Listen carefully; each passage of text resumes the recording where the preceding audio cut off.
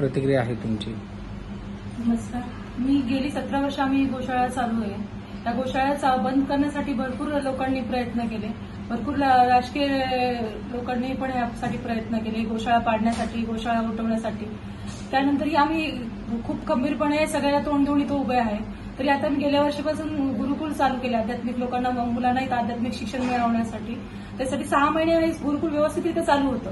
पण अचानक असं काही घडलं की काही कुणीतरी त्यांना बाहेरून सपोर्ट केला, कुणीतरी काहीतरी षडयंत्र महाराजांविरुद्ध लढणं की आता काही आपण करू शकत नाही गोशाळा हटवण्यासाठी, म्हणून त्यांनी हे वेगळ्या पद्धतीने हे षडयंत्र महाराजांविरुद्ध केलं की ह्यांना हटवण्यासाठी, यांचं खच्चीकरण करण्यासाठी त्यांच्यावर असा आरोप करू की त्यांचं इथून ती गोशाळा हटवू, म्हणून हे पूर्णपणे त्यांना षडयंत्र करून त्यांना फसवण्यात आलेलं आहे. यात काही तथ्य नाहीये, काही खरी घडलेली घटना नाहीये.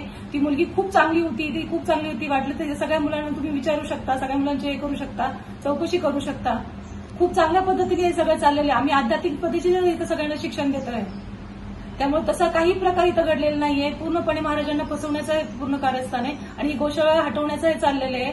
पूर्ण हे राजकीय राजकारण चालू आहे. आता तुम्ही म्हटलं की नाही, पुरावे नाहीयेत. जेव्हा महाराज स्वतः बाहेर येतील, ते स्वतः सगळे ते पुरावे देतील आणि सगळं सांगतील स्वतः.